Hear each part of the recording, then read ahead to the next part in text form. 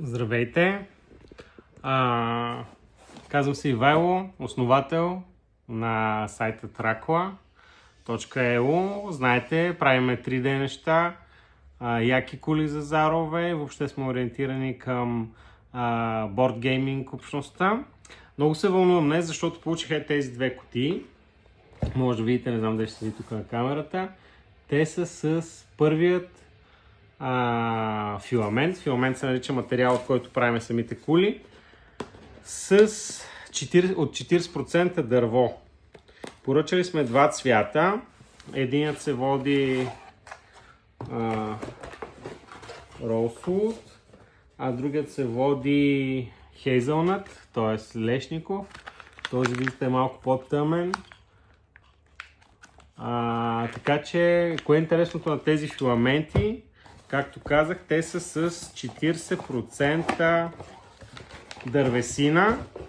Продуктите, които са изработени от тях, ще миришат на дърво. Още при самата изработка и в последствие вече при използването. Ето виждате какво пише тук на... Чакай, дали ще фокусира камерата. Wood. Това е 100% иновативен материал, от който ще създаваме страхотни неща, тип статуетки.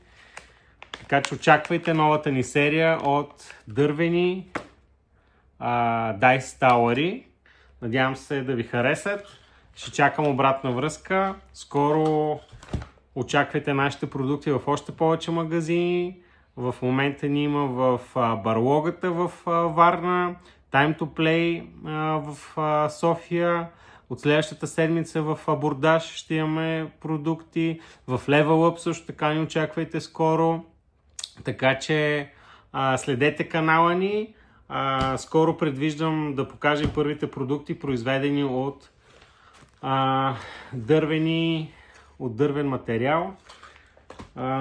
Имам големи очаквания, надявам се станат яки. Когато са готови, ще ги видите първи.